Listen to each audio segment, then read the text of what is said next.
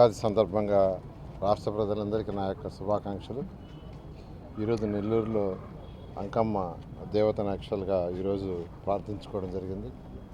ప్రతి ఒక్కరూ ఆరోగ్యాలతో సకల ఐశ్వర్యాలతో ఉండాలని ఆ తల్లిని వేడుకోవడం జరిగింది. నెల్లూరులో అనేకమైన వర్క్స్ జరుగుతున్నాయి, మీకు అందరికీ తెలిసిందే. ట్రీ ప్లాంటేషన్స్ 50,000 చెట్లు నాటడానికి ఒక ప్రణాళిక రచించి దాదాపు 10,000 చెట్లు ఆల్మోస్ట్ కంప్లీట్ చేశారు. ఇవన్నీ కూడా జూన్ 12కి ఎటువంటి పరిస్థితుల్లో కూడా నెల్లూరు మొత్తం చక్కటి గ్రీనరీ ఉండాలని ఆదేశించింది. గౌరవనీయ ముఖ్యమంత్రి గారు ఎప్పుడు 50% గ్రీనరీ స్పేస్ ఉండాలని మాకంతా ఆదేశించారు. ఆ నేపథ్యంలో కొన్ని సిటీస్, ఇప్పుడు సింగపూర్ కావచ్చు, లేదా సౌత్ కొరియా కావచ్చు, లేదా మన కంట్రీలో కూడా ఈరోజు తీసుకుంటే ఇండోర్ కొన్ని స్టేట్స్ యాక్చువల్గా గ్రీనరీ డెవలప్ చేశారు. వాటన్నిటిని స్టడీ చేసిన తర్వాత ప్రతి 5 మీటర్లకి ఒక చెట్టు వేయాలని ఆదేశించాను. దాని మీద అధికారులు చాలా చక్కగా దాన్ని ప్లాన్ చేశారు. కొన్ని దగ్గరలో అయితే ఫ్లవర్స్ కూడా వచ్చేసినాయి. అప్పుడే ఒక్కొక్క చెట్టు 15 అడుగుల నుంచి 25 అడుగులు. ఒక దగ్గర చూస్తే 39వ డివిజన్లో చూసా, అది 20 అడుగుల పైన ఉంది. నిజంగా చాలా ఆనందం వేసింది. అంటే చిన్న చిన్న చెట్లు వేస్తే పెద్దగా చాలా రోజులు పడుతుంది. నేను ఒకటే చెప్పాను, రాబోయే 3 సంవత్సరాలు ఈ చెట్లన్నీ పెద్దవి కావాలి. ఆ విధంగా ఈరోజు అధికారులు కానీ ప్రజాప్రతినిధులు కానీ చాలా చక్కగా చేస్తారు. వీటన్నిటికంటే కూడా నెల్లూరులో 15 డ్రైన్స్ ఎంతో కాలం నుంచి దాదాపు 20, 30, 40 ఏళ్ల నుంచి అవన్నీ బూడిపోయి దానివల్లనే దోమలనే సిటీకి వస్తున్నాయి. వాటన్నిటిని 2 పక్కల కాంక్రీట్ వాల్ కట్టి పైన స్లాబ్ వేయాలనే దాంతో గౌరవనీయ ముఖ్యమంత్రి గారు అడిగితే లాస్ట్ బడ్జెట్లో 50 కోట్లు శాంక్షన్ చేశారు. దాని మీద వర్క్ టేకప్ చేశారు. ఎంతో వేగవంతంగా వర్క్ జరుగుతుంది. బిగినింగ్లో వాళ్ళు వైడనింగ్ ఎక్కువ చేయాలంటే నేనే కూర్చొని వాళ్ళతోటే ఎక్కువ డ్యామేజ్ కాకుండా, అంటే కొద్దిగా డ్యామేజ్ అవుతాయి అక్కడక్కడ, ఒక 1 అడుగు 2 అడుగులు గోడ, ప్రహరీ గోడ పోతుంది. తక్కువ డ్యామేజ్తో యాక్చువల్గా వాటన్నిటిని మాట్లాడి డిస్కస్ చేసాము. దాదాపు 10 కెనాల్స్ ఆల్రెడీ వర్క్ చాలా ఫాస్ట్గా అవుతుంది. అవి అయిపోగానే మిగతా 5 కెనాల్స్ కూడా స్టార్ట్ చేస్తారు. ఏదేమైనా ఈ కెనాల్స్ అన్నీ కూడా జూన్ నెలకి వర్షాలు వచ్చే లోపల 100% కంప్లీట్ అవుతాయి. ఎందుకంటే 2017లో వచ్చిన తుఫానికి నెల్లూరు నగరం సగం మునిగిపోయింది. ఈ ఏరియాలో అయితే 95వ డివిజన్, 96 డివిజన్ అయితే ఫస్ట్ ఫ్లోర్ కూడా దాటిపోయినాయి వాటర్. పడవల్లో పోయాం, ముఖ్యమంత్రి గారు కూడా పడవల్లో పోయారు. అటువంటిది ఫ్యూచర్లో రాకూడదనే ఉద్దేశంతోనే ఈ 50 కోట్లు ముఖ్యమంత్రి గారు శాంక్షన్ చేశారు. అలా జరుగుతున్నాయి. అదేవిధంగా schools, end to end roads, దుమ్ములే నగరం కావాలంటే ఆ చివరి నుంచి ఈ చివరి దాకా మొత్తం సిమెంట్ రోడ్స్ ఉండాలి.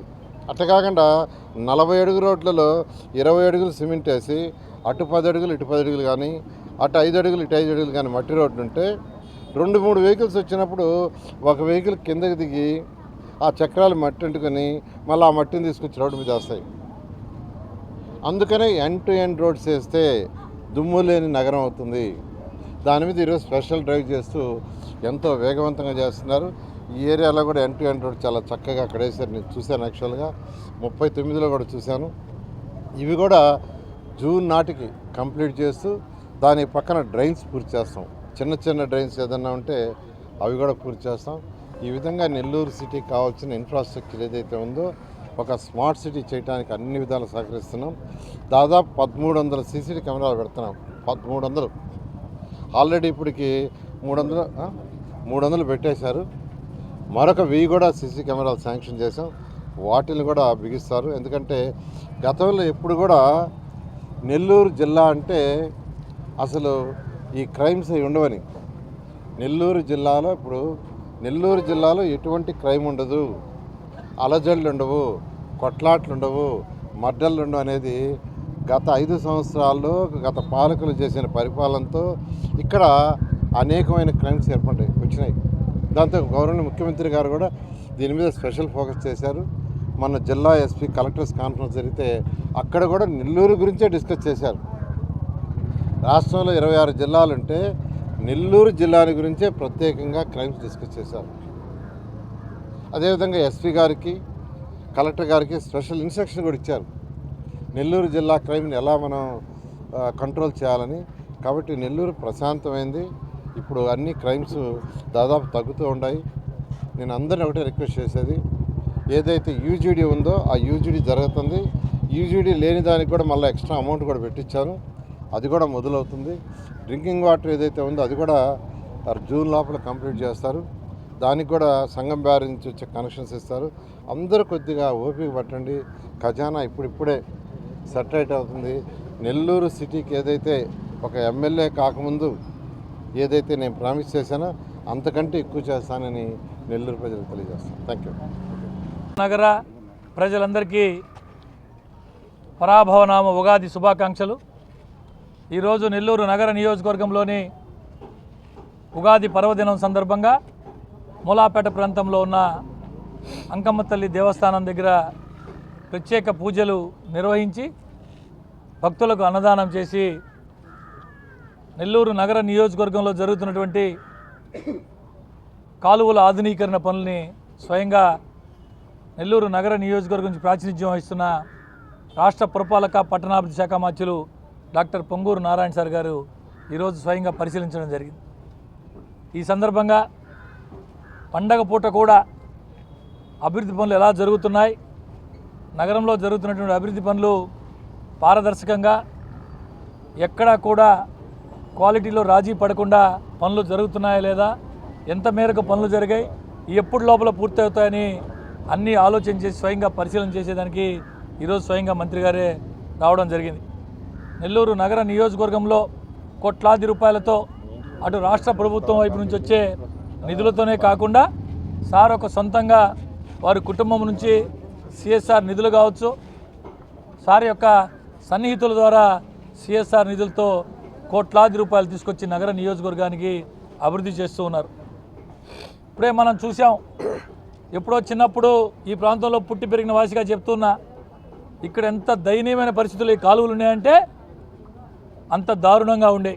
ఈరోజు పనులు జరుగుతూ ఉంటే మొట్టమొదట అభ్యంతరాలు తెలియజేసినటువంటి ప్రతి ఒక్కరూ కూడా ఈరోజు సంతోషం వ్యక్తం చేస్తున్నారు.